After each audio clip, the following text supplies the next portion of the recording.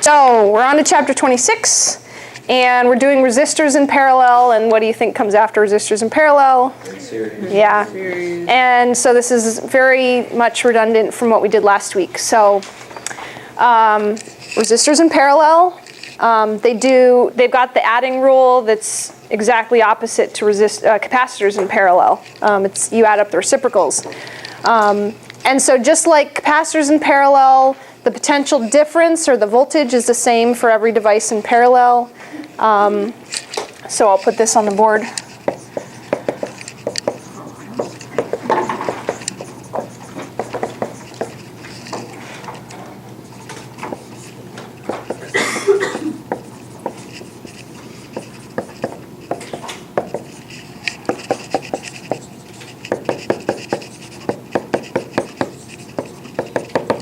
Okay, resistors in series, this is the easy one. They just add up. And so this is the same thing that I use for capacitors. So the third letter is S in resistors, just like S of series. So resistors in series add, just like we said, capacitors in parallel add.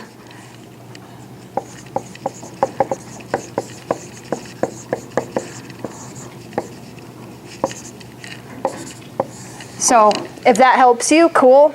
I don't bother memorizing these rules. I just always remember in my head this little thing I came up with, and then that's how I remember.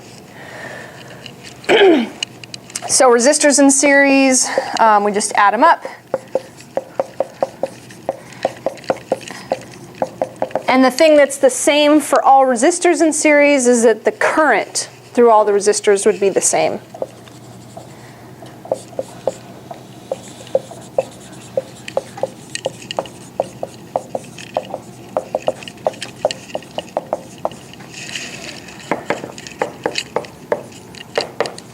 Okay.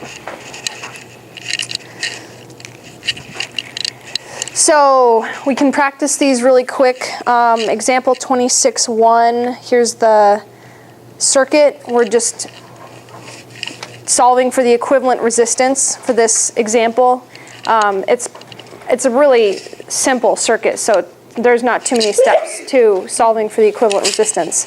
But just like when we're solving for equivalent capacitance, we look for the smallest grouping that's either in series or in parallel, and break it down from there. So for this circuit, what's the smallest grouping that we want to combine? Yeah, so the 6 and 3 are in parallel, and resistors in parallel, we've got this complicated adding rule. So 1 over 6 plus 1 over 3 will give us 3 over 6, flip it, 6 over 3 is 2. Yeah, 2.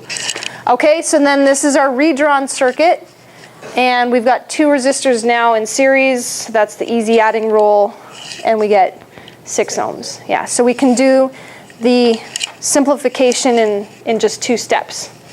So that's the easy part of example 26.1. So to what else 26.1 asks is find the current in each resistor. So we've done the part of finding the equivalent resistance. Which way is battery facing?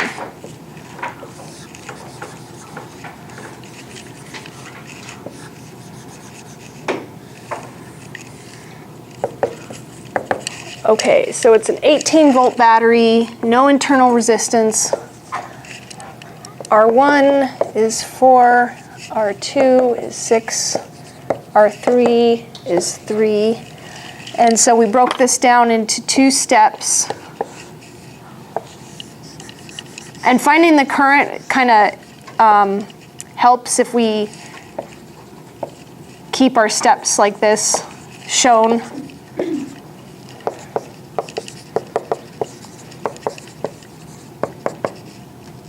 What did we say that was, 2?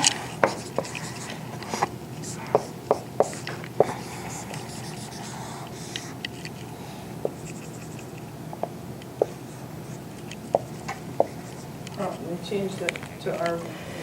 Wait. Oh, A kind of goes away, doesn't it? No, it doesn't. Okay. Can we just, like, you know, when we do R2 and R3, do we rename them then? Oh, I can call it R1. I can call it R23. Okay, I mean, I'm just. Whatever makes sense to you, to make it clear. Okay, so to find the current in each resistor, we're going to start by finding the current in this equivalent resistance circuit down here. So if our battery has the positive terminal on the left-hand side, what direction is the current flowing in this loop? Counterclockwise? Yeah. And how would I solve for current in this picture? 18 over 6. Yeah. Okay, so I equals V over R, 18 volts, 6 ohms. What does that give us? 3 amps. Okay, so that is the current being pushed by the battery. So when we go back to this picture, that's still the current being pushed by the battery. Okay, so the battery is trying to push 3 amps of current. And it'll be successful unless it encounters a junction. When we go around this loop, there's no junction. Okay, so both resistors in this loop are feeling that 3 amps.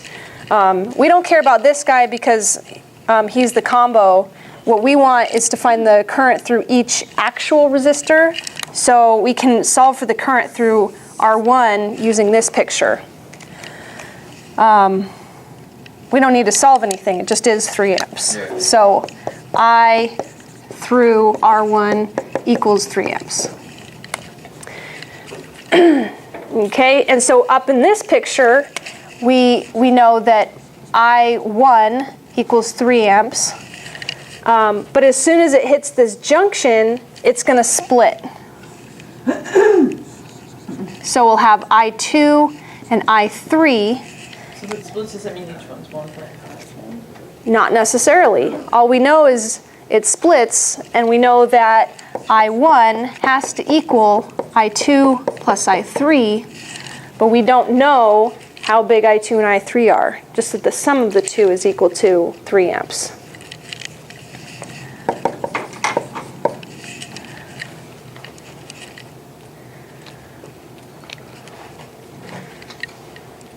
So to figure that out, we need to know the voltage drop across each of those resistors. So let's go back to this circuit. You can do fancy circuit stuff, but we're going to do it from basic physics today. All right, let's do basic physics today. Okay, so from the loop rule, we learned that when you go across a battery, you gain your plus voltage. So I guess I'll do my loop rule here. So at that little corner on the bottom right-hand side, you got 18 volts. Mm-hmm. And then it's going to go through the 4, so you got a drop there. So that's minus 4. Minus 4? Yeah. So minus IR1, Those were 12. and then minus IR2, R3. Okay. So yeah, we're interested in, actually, we don't really care about this. We're interested in the voltage drop from A to B. So that's this term, VAB. Because we already know that the E is 18 volts on the top. Yes. Right, okay, so we're just putting that through there. Okay. So VAB is 3 amps times 2 ohms, gives us 6 volts. So that's what we want.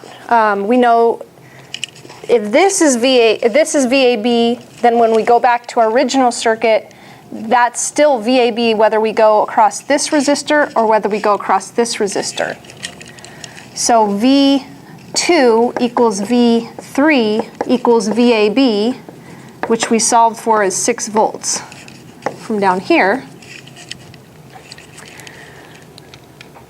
And then using Ohm's law, we know V equals IR. So V2 equals I2 R2. So I2 would be V2 over R2.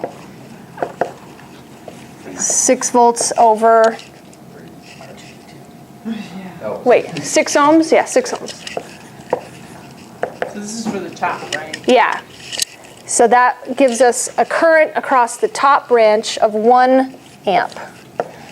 So give me a prediction then for what I3 is going to be. So non-circuits folks, if we've got 1 amp of current going through this top branch, how much current do you suspect must be going through the bottom branch? Same. You think 1? Yeah. How much is going into that junction? Oh, 1.5. So we have 3 going in. We've got 1 amp went on the top. Right. So what do we think must be going through the bottom? Another 1.5. 2. 2. 2, right? We can't have any Yeah, current disappear. Oh, right, because that's equal 3. Yeah, it's got to sum up to equal 3. I got it. Okay, and then we can double check using the same method. I3 is V3 over R3, 6 volts over 3 ohms, and it does in fact give us 2 amps.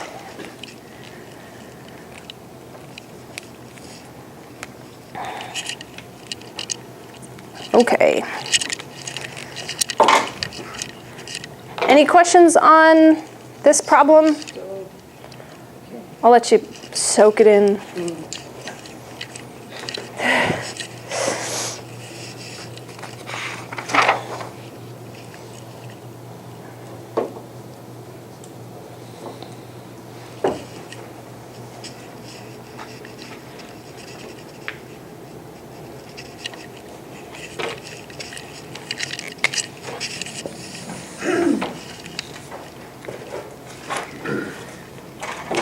So if we replace the resistors here with light bulbs,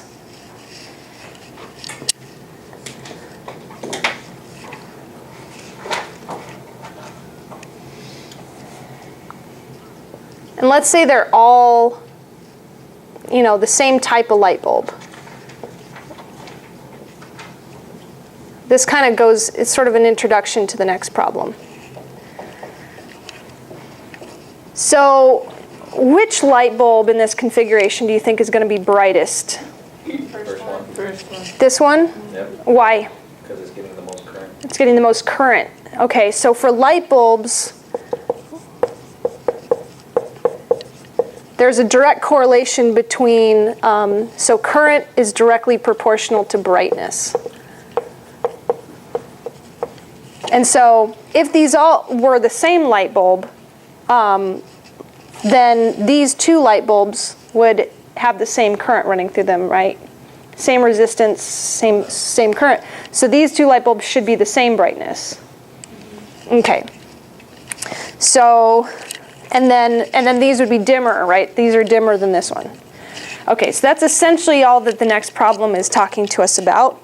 It says 2 identical light bulbs, and you're comparing their current when they're in series versus their current when they're in parallel. So this doesn't require us to necessarily go through line by line solving it, but there's a nice little picture. Where's 26.2? Where'd it go? There we go. So you can physically see the result. If you plug light bulbs in series, I'm wrong. Never mind. Everything we said is wrong. I said current was equal to brightness, but this picture is looking like the bulbs are brighter when they're in parallel. Let me just read this, make sure that we're all on the same page here. But those are just in parallel with each other. Yeah. There's no other thing, there's nothing else drawing anything from it. So they have Oh, the same voltage. Okay, so voltage is then the key to brightness. So greater voltage would be the indicator of more brightness.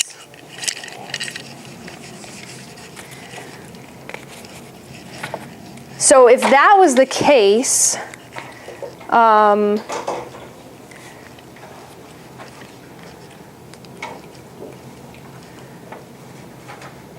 oh, right. So let's see. If these all had a resistance of 1 ohm, let's say, 1 ohm resistance. What would the equivalent resistance of this pair right here be?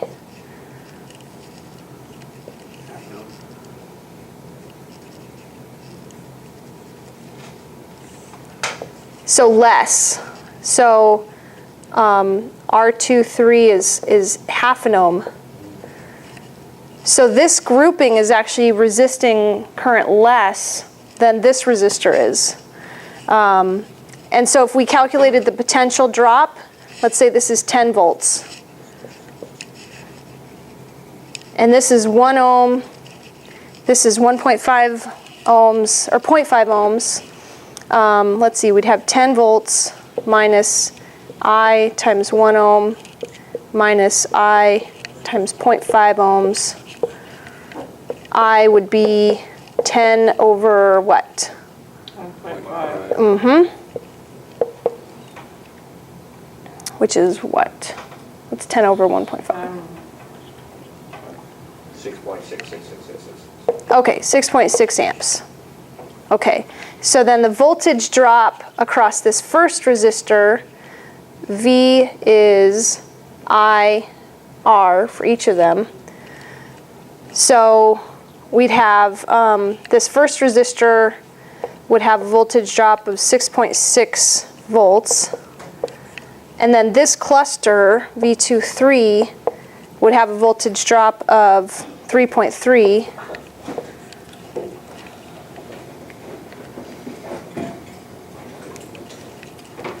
Aha. So this cluster has a smaller voltage drop. So that goes with our thinking that these would be dimmer if we equate voltage with brightness. Since that works out better if you do in the example 26.2, when they just show the light bulbs here, where you've got the same light bulb in series versus the same light bulb in parallel. In this case, the voltage drop, they'd each get half of whatever battery voltage is being driven. So say there's a 10 volt battery, then each light bulb would get 5 volts or be using 5 volts. So they're dimmer. Down here, each battery gets 10 volts, so it's twice as bright. So that, I guess, this is like more complicated, and so it's not readily apparent that voltage is what driving brightness, not current. I know with LEDs it's current that does the brightness, but I'm not sure how that applies to incandescents. Yeah, because the LEDs are PN junctions, so the mechanism for they're not being driven by Ohm's law. I'd have to go back to my semiconductor notes, so I'm not sure. But this problem, if you look at it, they solve for, let's see, the current through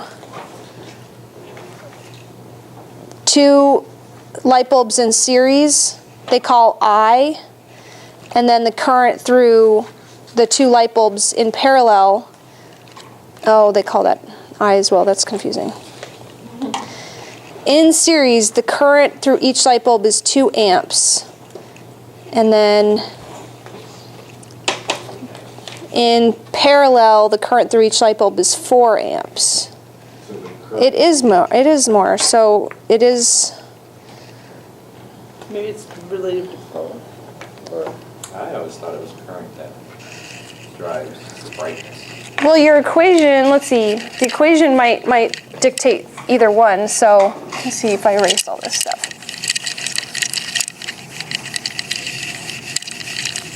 Because we know for an ohmic device, which a resistor, we can treat our light bulb as ohmic.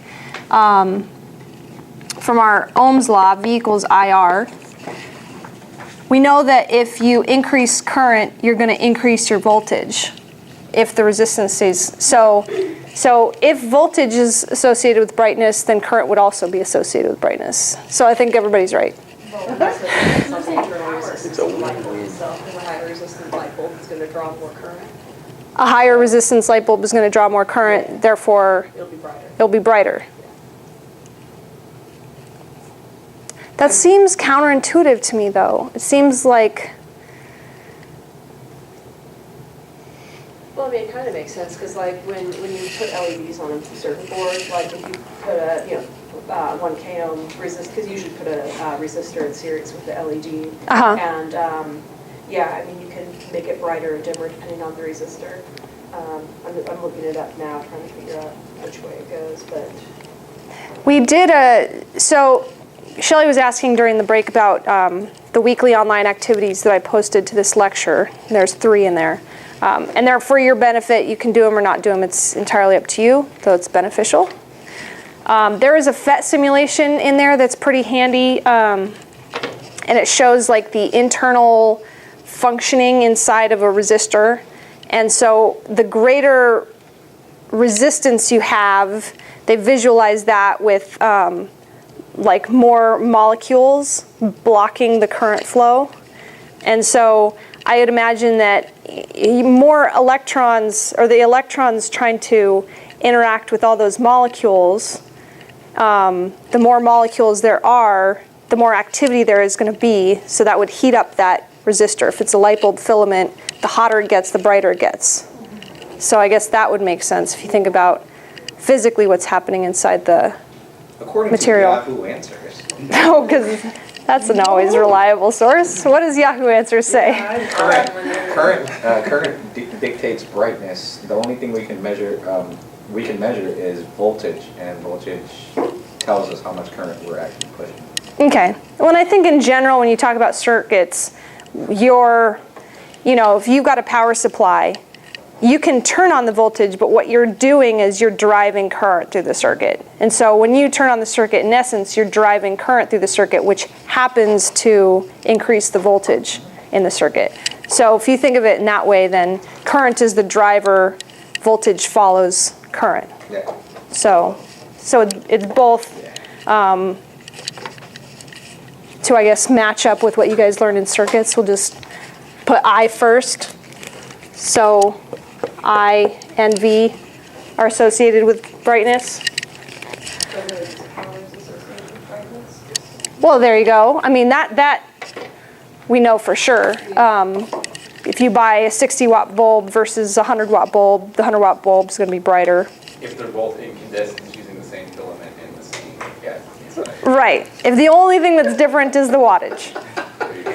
Because if you guys know, if you go and you buy compact fluorescent and it's a 3-watt bulb, it might be brighter than an incandescent that's a 60-watt bulb. The comparison on there, because if they don't, Then you don't no one know. would have a clue. Yeah. All about the lumens. Well, man, those new LED bulbs, they're like 0.5 watts, and they're like blindingly bright. Exactly. I have one, my boyfriend calls it the sun. It's a light picture, he's like, oh, turn on the sun, I can't see in here. We got new street lamps in our neighborhood that are LED street lamps, and the color is different too, but the whole thing is brighter.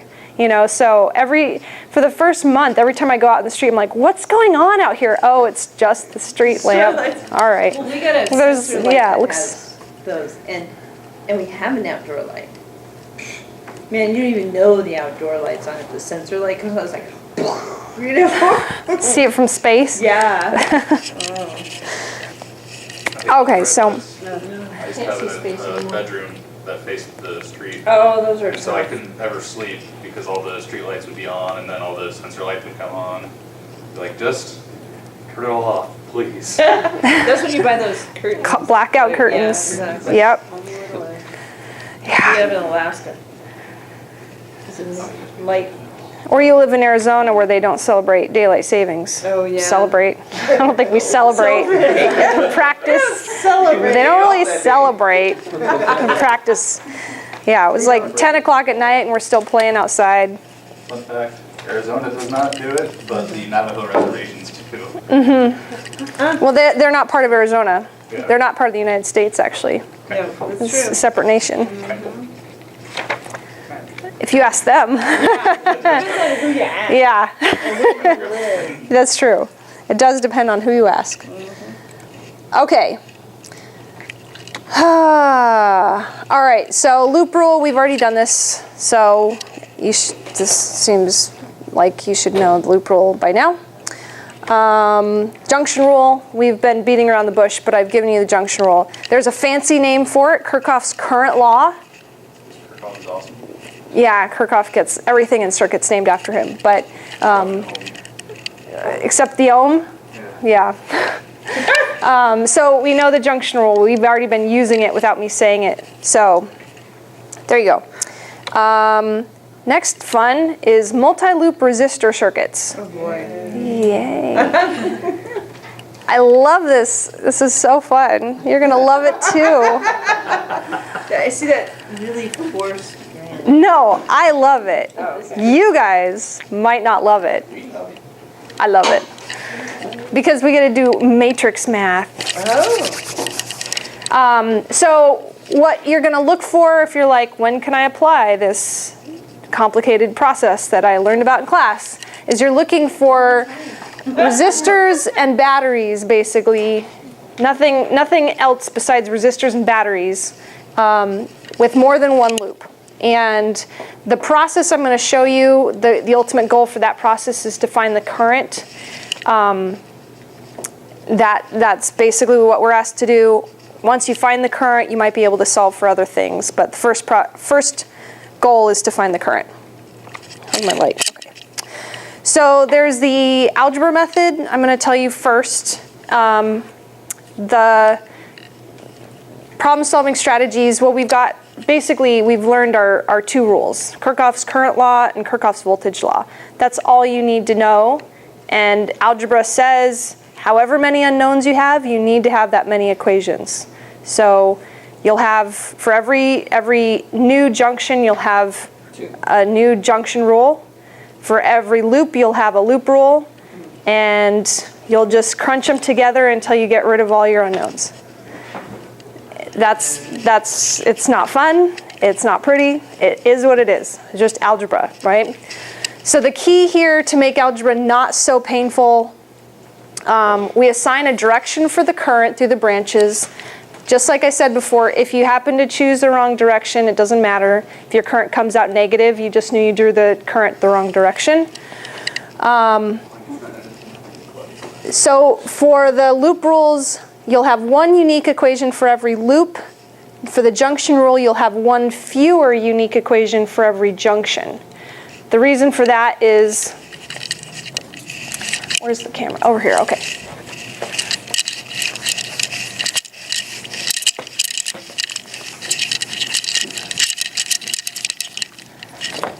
So if I have two loops,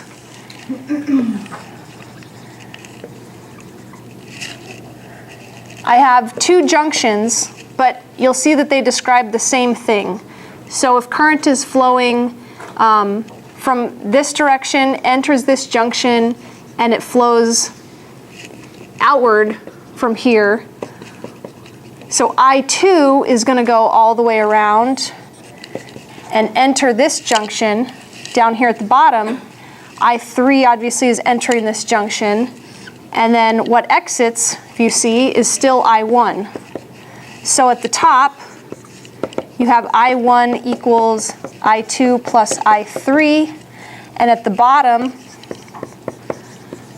you have I2 plus I3 equals I1. Yeah. So you don't need both equations. They're the same thing. So that's what this is saying. You need one fewer unique equation for every junction in the circuit. So, giving you a little sample here, this two-loop circuit has a battery in each loop facing opposite directions, and then 3 resistors. So we've got 2 loops. That means we need 2 loop rule equations. And the colors here, I realize, make it a little hard to see, so maybe I'll turn off the light. I don't know that helped. I'll just make this picture I made on the board the same circuit so you can read.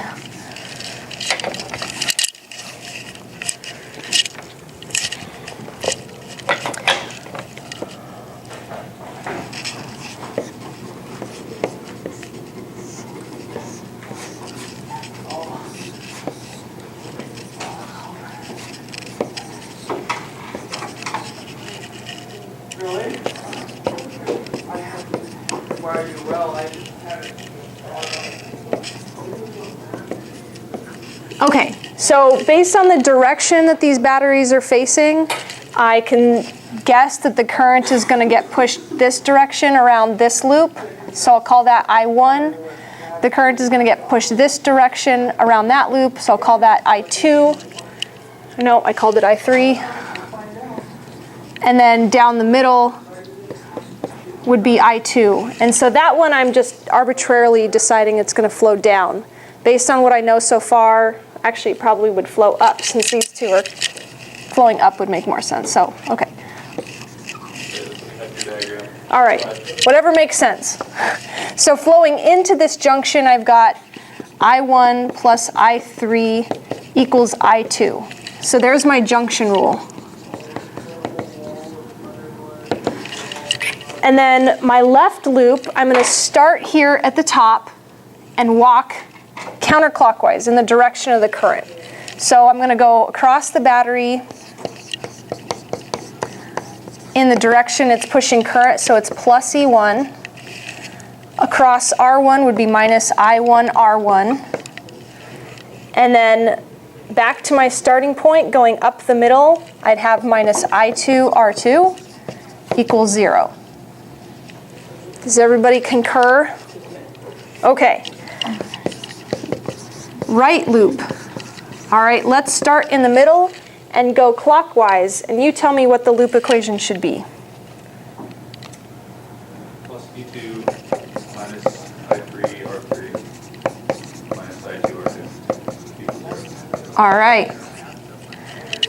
So we've got 1, 2, 3 equations. And let's say we're given the values of all of our EMF devices and all of our resistors. The only things we don't know are the currents. So we've got 1, 2, 3 unknowns. So now it's just algebra hell. We have 3 equations and 3 unknowns. Solver function. You can use your calculator. You can do it by hand. I'm just, it just is what it is. You just got to crunch and munch until you get, one current, and then you plug that back into the other equations and crunch until you get the second current and crunch until you get the third current. So just algebra, algebra, algebra. This is also a notorious problem for those of you who like to drop signs. It's really easy to get lost in the woods here. Just if this is what you decide to be your favorite method, be systematic about it. So, what I like to do is set everything up to be plugged into the junction rule. So I can solve this equation for I1 and put it into here. I can solve this equation for I3 and put it in here. And that would leave all that was left would be I2 in this top equation. And then I can solve for I2 and then plug them back together, combine, do again. It just takes a long time. That's the deal. Okay? Whole sheet of paper. So what's that? And a whole sheet of paper. Or 3. So does anybody want to see me work this problem out? No. Okay. Let's move on to. No response. No, that's great. Answer that? Really? I'm all for not doing the algebra method. I mean, it's fine. It's just this is a really easy circuit. They get so much worse. If you've got 3 loops, you've got 4 equations and 4 unknowns, and it just gets more tedious. So let's do a method that is much, much harder to screw up. Yeah, algebra method still. Mesh analysis method. Oh, actually, before we go to that, I did want to say there are some problems where the algebra method is, in fact, easier than any other method that I'm aware of. And so that's when they give you currents and you are asked to solve for something else. So example 26.4, before we jump ahead. Just look at that one really quick.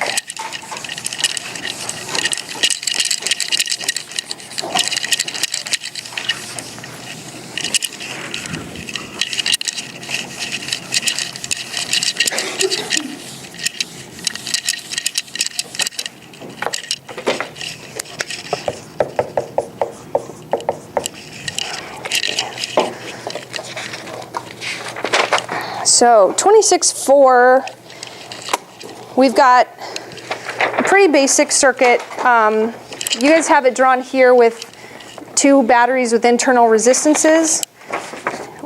And as we know, just resistors will functionally, the internal resistances act just like functional resistors. So there's nothing special about those resistors.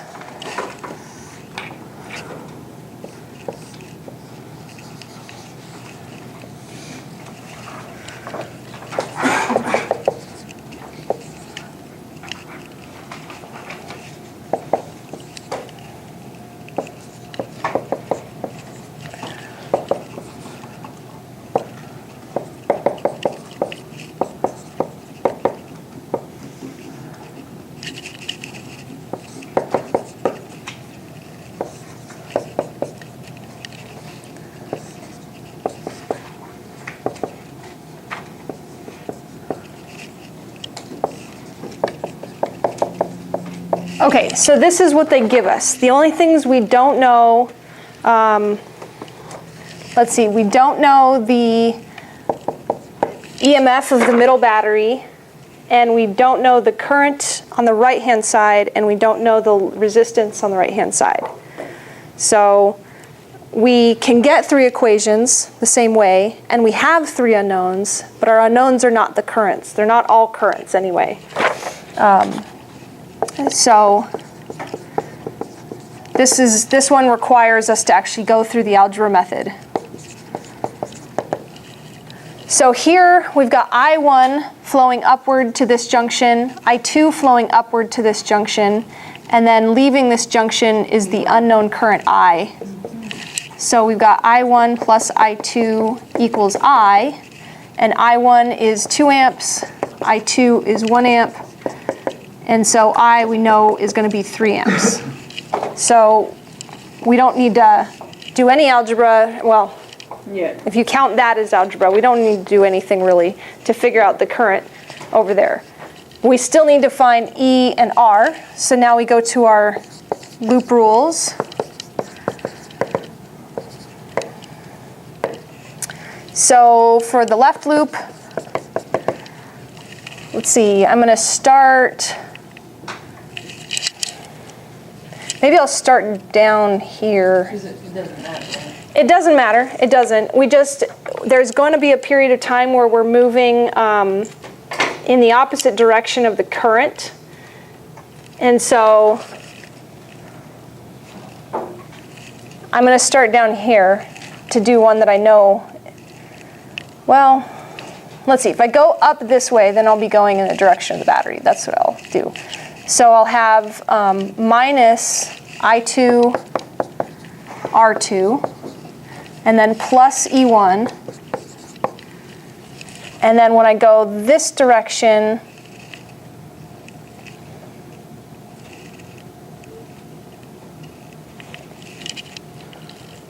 I'm going in the, okay, so this is a,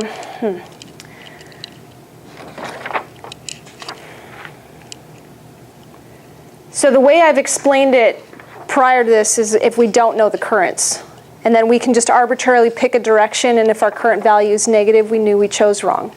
In this case, we know the current goes up, and we know when it goes up it has 2 amps. But if we're going to go counterclockwise around this loop, we know we're moving in the opposite direction of the current. So it's going to be positive. It would normally be negative, but if we're moving in the opposite direction of the known current, then it would be positive.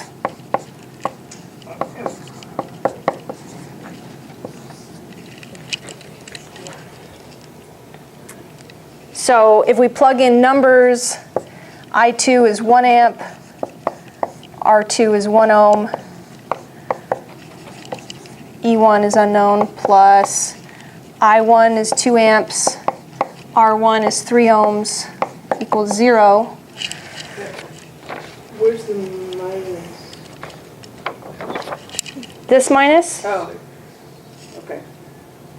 Wait. That's where you put it in. That's what you put there instead of. Instead of a minus, yeah. If you go in the correct direction of current, you get a minus, but we didn't do that, so. Okay, So E1 is -5. Yes, so this is just the book's stupid problem, right? The book says the negative value for E shows that the actual polarity of this EMF is opposite to that shown in the picture. As in example 26.3, the battery is being recharged. So that's what it looks like if you recharge a battery. You'd measure negative voltage. I think it's confusing. Yes. Yes, all right. I think so too. So anyway, -5 volts is the correct answer, and the book's explanation is the battery's being recharged. This is actually not that bad as far as algebra goes, because we really haven't had to combine our equations at all. And so this is why in this problem algebra method is the easier of the methods. And so then the last thing to solve for is our little r. We can get our right hand loop rule.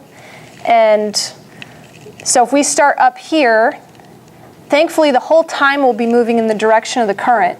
But when we cross this battery, did I draw that plus sign the wrong way? Yeah, I did. We're going in the wrong direction. No, never mind. We're going in the right direction of everybody. Never mind, we're all happy. So tell me what this loop rule equation is if I start here and I go clockwise. Plus 12. Minus I small r. Minus R 2I equals 0. I2. And then what about our, Minus E1. Because you're coming, or is it plus? it's plus because of the way we drew it, it's going in the direction of the battery, but when we put in the value for E1, it'll be a -5. Yeah, because we're coming through the negative terminal. Yeah, so we're going to say plus E2 equals 0. Or, no, E1, excuse me, E1. But when we put in the value of E1, the value is -5. So we can plug in our numbers now. 12 volts minus, let's see, we solved for I was 3 amps, little r, minus I2 is 1 amp, R2 is 1 ohm, and then plus a -5 volts is 0. So we can do solver on your calculator to solve for little r.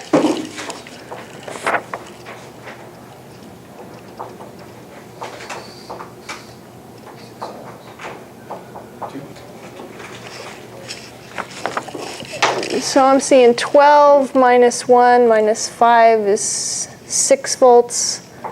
And then move this to the other side and I'd have 3 amps so times R. 6 volts over 3 amps, 2 ohms. And the book says 2 ohms. Okay. Where'd I put this? Okay, so it's a little bit weird problem with that E is -5 volts, but this would be an example when the algebra method is not terrible. So, like, for this example, you've got it laid out, kind of walking us through, like, do this step, do this step. If it's on a test or something, as long as we show work to get to a right answer, we don't necessarily have to use these particular steps. No, and if you've taken circuits, you will probably have your own favorite method, you know, as long as I understand your method. So there are some methods out there that I have tried and I just don't understand. I'll just be honest. I've had students sit down and explain it to me and it's like, it just doesn't make any sense. So if you know that there's some methods you like to use, just talk to me on a break or something and I'll tell you whether it's something I can even comprehend. Otherwise, it's going to be hard for me to grade. Okay. We just do the mashing. Well, so our next method is mesh analysis. And this is a lot more cookbook style of solving these problems. And you don't have to like futz around with where you think the current might be going or how are you going to algebraically combine these equations. You just follow the steps, plug and chug, and everything works out hunky-dory. It's totally awesome. So mesh analysis, we just arbitrarily decide that all loops have clockwise current. And it doesn't matter if we're wrong. Like I said, if you get a negative value, you just know you chose wrong, and you put a positive sign on it, and the answer is valid. So I drew the same circuit we had on the last slide, this circuit. We know visually that the current is not going counterclockwise in both loops, but that doesn't matter. We just arbitrarily decide for mesh analysis that they're going to be going clockwise. So that's the first thing. Then the only thing that's tricky, so we call the current in the whole loop I1 for the first loop, I2 for the second loop. If you had more loops, it'd be I3, I4. The problem is that we haven't defined what the current would be down the middle. And so when you're solving the loop rule equation for the left loop, the middle current would be I1 minus I2, because I1 is the driving current in the left loop. When you're doing the loop rule equation for the right loop, it's coming up. I2 is coming up, so it's going to be I2 minus I1. I2 is the driving current in the right-hand loop. So that's the trickiest part about mesh analysis. The nice thing is you don't have to worry about the junction rule, because when you do this, it kind of just factors that in. So you only need one unique equation for every loop. So for 2 loops, you'd write 2 equations. And then you can plug those equations into a matrices, and solve it using linear algebra. I know linear algebra is not a prereq for this class. I'm not going to sit here and explain how matrix math works. I'm just going to show you how to put it in the matrix and how to solve the matrix. Sound good? Solve it with your calculator, of course. We'll get there. Okay. So I'll help you build these equations, right? So let's erase what we did for algebra method, but use the same circuit and do mesh analysis to solve this.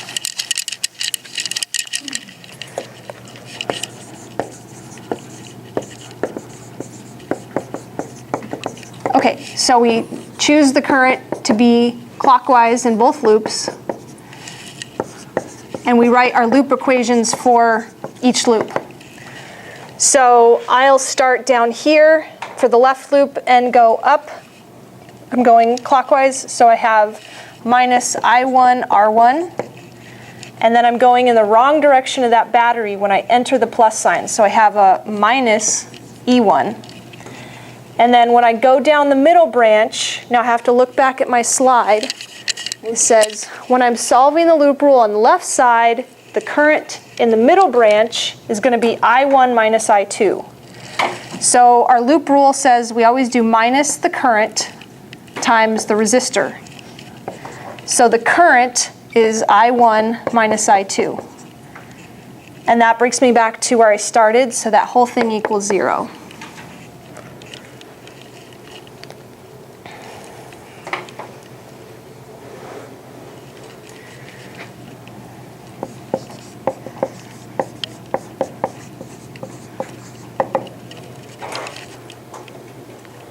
Okay, so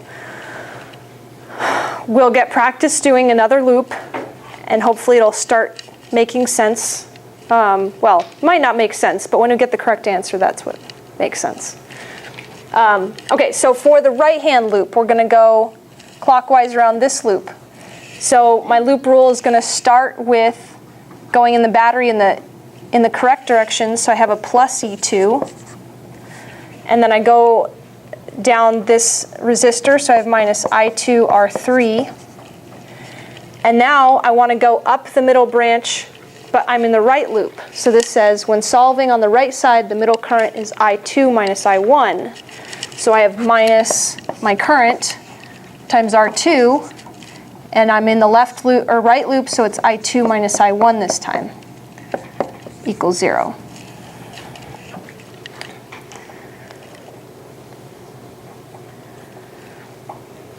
If you arbitrarily decided that all the meshes were going to go counterclockwise, would that still be I2 minus I1 and I1 minus I2?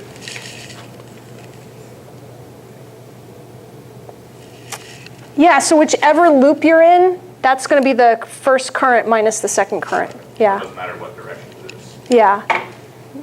So Shelley? Okay, when you did the left loop, show me where you started again. Just I started down here, Oh, and I okay. walked this way. And then the I1. So I1 is the you're current going for, backwards. No, I'm not going backwards. I mean, you're going counterclockwise. I'm going clockwise.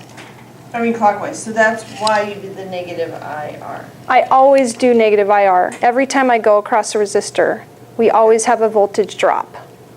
So Okay, so- every problem we've done so far, every time we've gone across a resistor. Okay. Okay. So then I guess I'm just curious of the order, because then on the right loop, you didn't start out with that. Nope, because up there I started up here and walked that way. Okay. And And it doesn't matter where you start. I mean, Alright. it's just, you'd have all of these terms, you might just have them in a different order. Okay, Yeah.